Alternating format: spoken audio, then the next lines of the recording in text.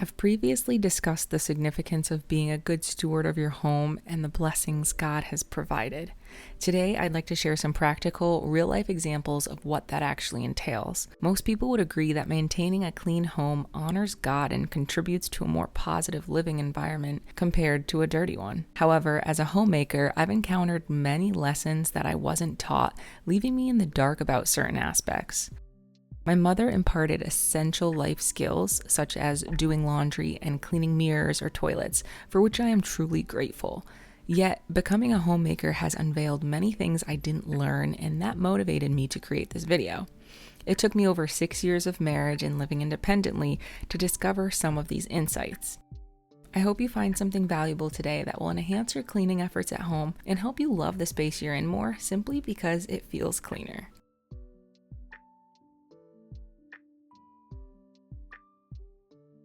If you're new here, my name is Janae. I am a homemaker and a stay-at-home mom to my 2 toddlers, and I've been with my husband for over 12 years. Subscribe to this channel to join this community of awesome women who are here to encourage and uplift one another, and to see more videos about homemaking, being a wife and mother, all with a biblical viewpoint. There are 8 areas of the home that I would like to highlight today.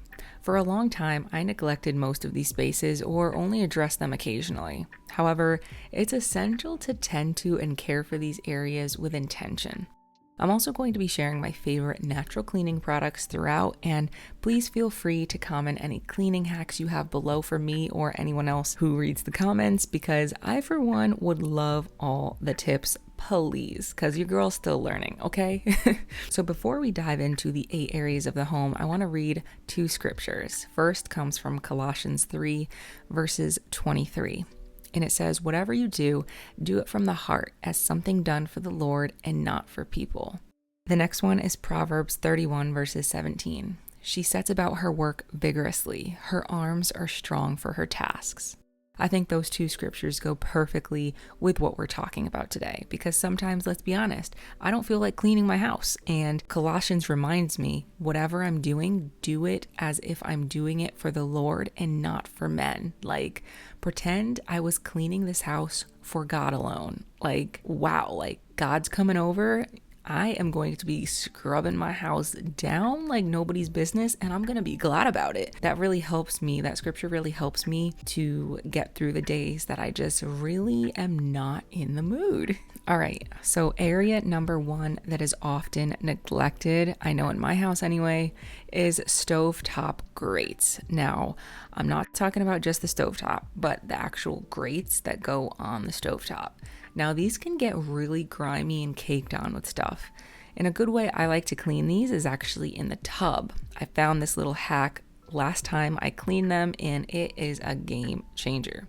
So you fill your bathtub with a few inches of warm or hot water, then add some washing soda, and then mix it, and then put the grates in it and let them soak for about 10 to 20 minutes. Now you can scrub with a sponge to get more of the grime off, or just easily rinse it like I did, and a bunch of the grime just came off on its own without scrubbing. Now, the longer you go without doing it, the more grime will be caked on, and you'll probably benefit from using a sponge and a little bit of elbow grease, but the washing soda really does help it come off way easier. I am aiming to do this every 3 months or so.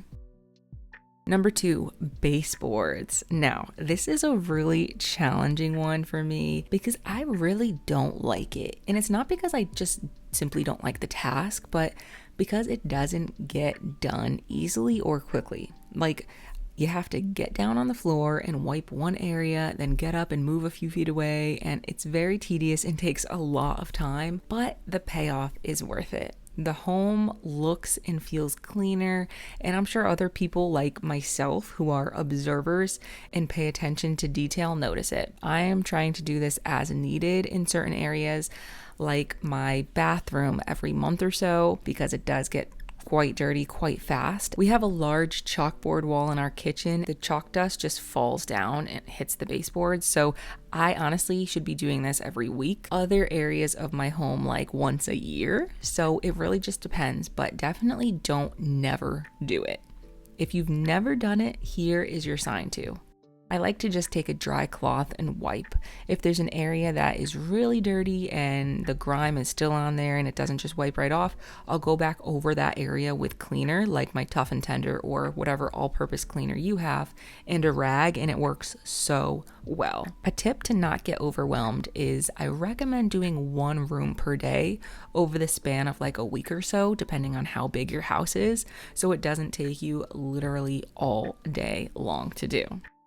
Now, the third area that is often neglected in my home and possibly yours is the dishwasher. Now, most people don't know, but dishwashers actually need to be cleaned to perform their best. It kind of goes against everything we're taught, right? Like the dishwasher is meant to clean our dishes. Why should we have to clean something that gets our dishes clean, right? But for it to actually work better, you actually have to clean it. So run it every few months on a self-clean cycle. Normally, your dishwasher will have a button that says self-clean. It was made there for a reason. I put a bowl of vinegar on the bottom rack, and then I actually clean the filter area. I'm aiming for every 3 to 6 months, but whatever your dishwasher recommends, but just don't never do it. Comment down below if you never knew that you had to clean your dishwasher.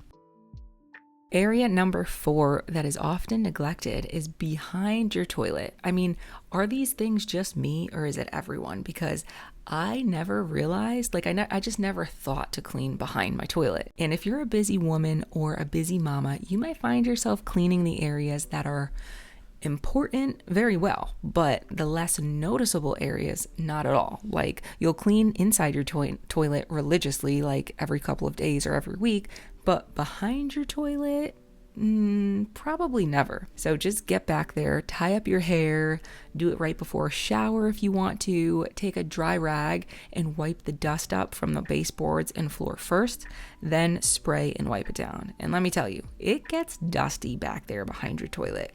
It's an annoying spot to clean, especially if you have a small bathroom and there's like your toilet's in between 2 walls and it's like a tight area. It's like, oh my gosh, I don't want my face all up in this toilet, but it needs to be cleaned, okay? Let's not be negligent. Area number 5, cabinets. Okay, if you have children, odds are your cabinets are messy.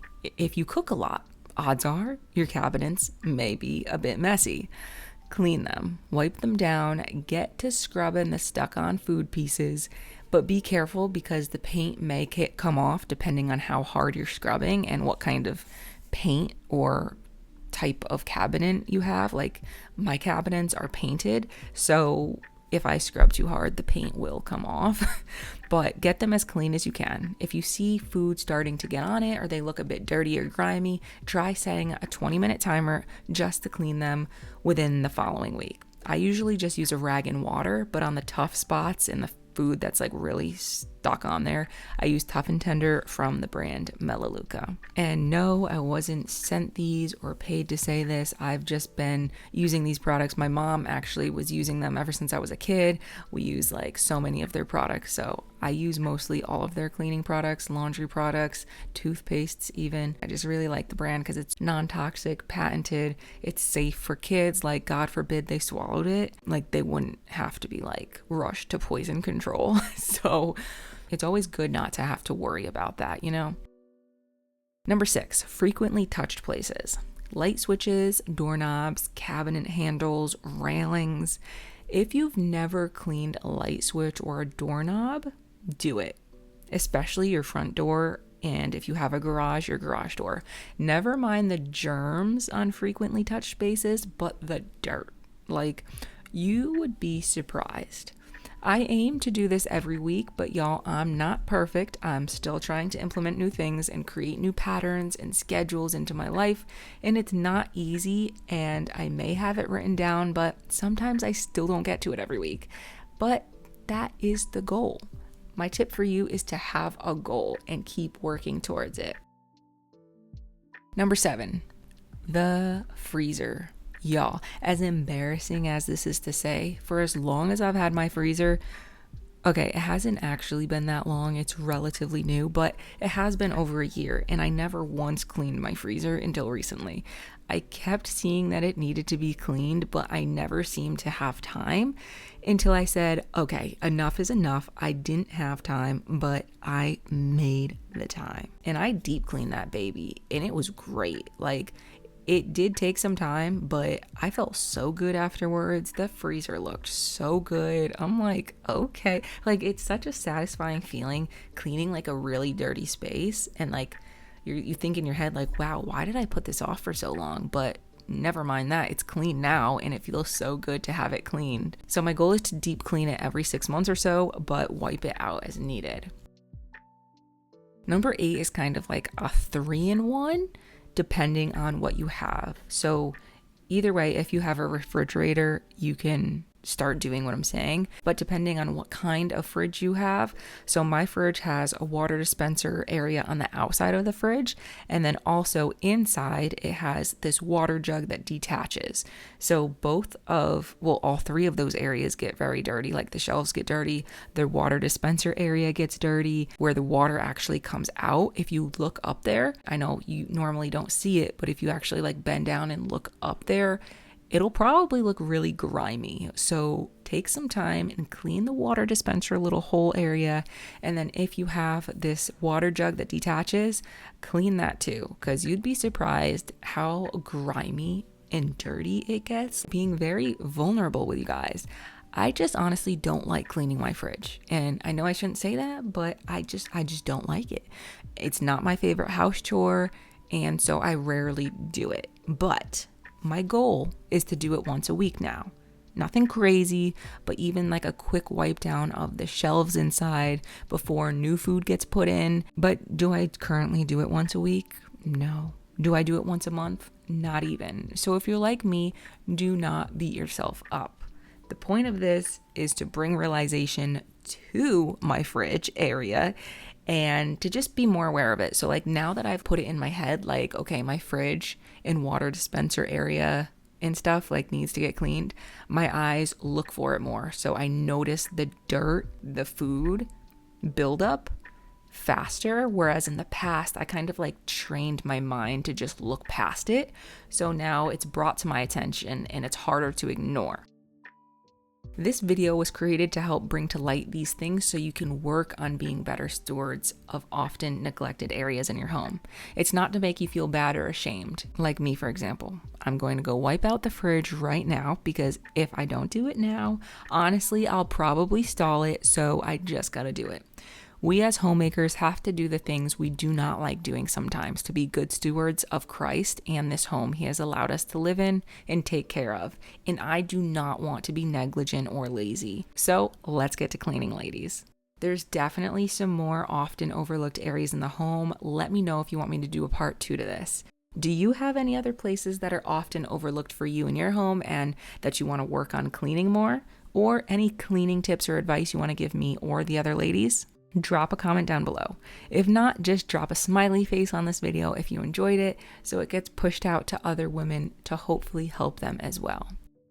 Thank you for being here. God's love for you surpasses your wildest imagination.